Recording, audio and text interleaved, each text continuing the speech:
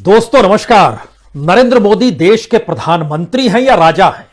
भारत लोकतांत्रिक देश है या राजशाही को जीता है? क्या वाकई भारत ऐसी परिस्थितियों में आकर खड़ा हो चला है जहां बेरोजगारी की वजह से आत्महत्याएं 60% तक बढ़ गई है? क्या भारत ऐसी आर्थिक मजबूरियों में जाकर फंस गया है जहां पर इस देश में और दिल्ली जैसी जगह में केंद्र सरकार की 7,80,000 से ज्यादा नौकरियां खाली पड़ी हैं क्योंकि सरकार वेतन दे पाने की स्थिति में नहीं है? सच क्या है? भारत का किंग है कौन?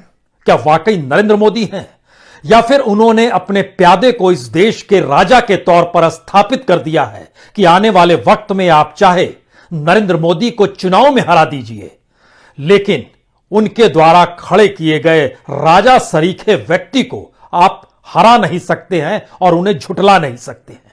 यह शख्स है कौन? यह शख्स है गौतम अडानी। जी, गौतम अडानी का मतलब भारत में आपके घर में राशन से लेकर हवाई जहाज और इस देश के खनन क्षेत्र से लेकर बिजली क्षेत्र, इस देश के भीतर में हवाई अड्डे से लेकर रेलवे स्टेशन तक, इस देश के बंदरगाहों से लेकर सोलर एनर्जी तक, जो सोचना है सोच लीजिए। और सोचते सोचते यह भी सोचिए, इस देश में हथियारों की आपूर्ति कराने की दिशा में भी अब अडानी बढ़ चुके हैं। असल राजा होता कौन है? क्या वो राजा इस ताकत के साथ सत्ता में मौजूद रहता है कि जनता उसे चुनती है, या फिर उस राजा को जनता की फिक्र होती है? जी नहीं, यह एक नया दौर है। आपके सामने भारत दुनिया के सबसे बड़े लोकतांत्रिक देश के तौर पर नजर भी आएगा। चुनाव को हर 5 बरस में यह देश जिएगा भी बहुत उल्लास और उत्साह के साथ। इस देश में इन तमाम परिस्थितियों में गरीबी बढ़ेगी, असमानता बढ़ेगी, बेरोजगारी बढ़ेगी, लोगों की जेबें खाली होगी, खुदकुशी बढ़ने लगेगी, टकराव समाज में बढ़ने लगेगा, अराजक परिस्थितियां सियासी दांवपेच में फंस कर रह जाएगी, नफरत के शब्द भी निकल कर आएंगे। लेकिन आज हम जिक्र इंडिया के इस नए किंग का करना चाहते हैं। यह कौन सी परिस्थिति है जिसमें अगर आप सत्ता के साथ खड़े हो जाएं या सत्ता आपको चुन ले तो फिर आप सोना नहीं पारस बन जाते हैं? यह कमाल की परिस्थितियों को मौजूदा वक्त में अडानी ग्रुप जी रहा है। जरा कल्पना करने की शुरुआत कीजिए। देश के प्रधानमंत्री जब पहली बार मुख्यमंत्री बने गुजरात के 2001, उस समय अडानी की नेटवर्थ क्या होगी? 2014 में जब मुख्यमंत्री छोड़कर प्रधानमंत्री की दिशा में नरेंद्र मोदी बढ़ गए, उस समय अडानी की नेटवर्थ क्या होगी? और आज की तारीख में अडानी की नेटवर्थ क्या होगी? इस देश के सबसे रईस शख्स के बारे में बात कर रहे हैं या किसी राजा के बारे में बात कर रहे हैं? इस देश के प्रांत दर प्रांत में आप बीजेपी को चुनाव हरा सकते हैं, लेकिन आप अडानी को परास्त नहीं कर सकते हैं।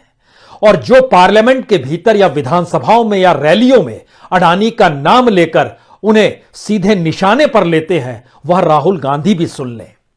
उनके अपने शासित राज्यों में भी अडानी का साम्राज्य फल फूल रहा है और विस्तार पा रहा है। जो विपक्ष के नेता हैं, जो बार बार कॉरपोरेट को लेकर सत्ता को निशाने पर लेते हैं, उन्होंने भी अपने राज्य में अडानी की एंट्री करा दी है। यह नाम पश्चिम बंगाल से जुड़ा है। जी, ममता बनर्जी को भी हिम्मत नहीं पड़ी कि वो अडानी को रोक पाए। हल्दिया पोर्ट को लेकर समझौता हो गया। आने वाले वक्त में तेजपुर पोर्ट भी उनके पास होगा।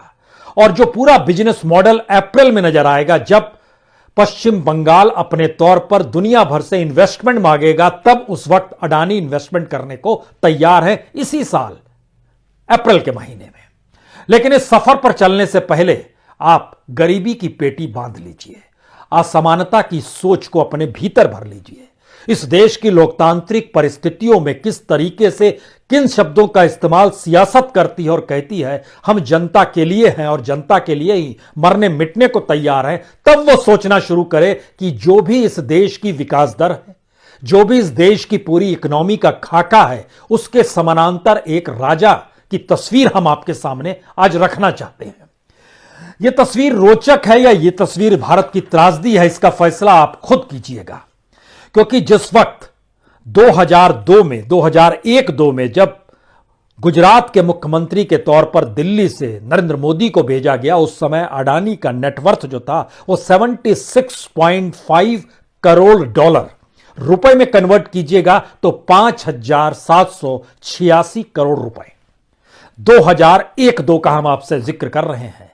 और उसके बाद लगातार मुख्यमंत्री पद पर रहते हुए जो साम्राज्य बढ़ने की शुरुआत होती है वो कहां तक जाती है। 2014 में नरेंद्र मोदी गुजरात के मुख्यमंत्री पद को छोड़कर दिल्ली आते हैं और उस वक्त 76.5 करोड़ डॉलर से बढ़कर नेटवर्थ हो जाता है 10 अरब डॉलर यानी 10 बिलियन डॉलर, यानी रुपए में कन्वर्ट कीजिएगा तो 75,643 करोड़, यानी 5,000 करोड़ से 75,000 करोड़ तक अडानी का नेटवर्थ पहुंच गया।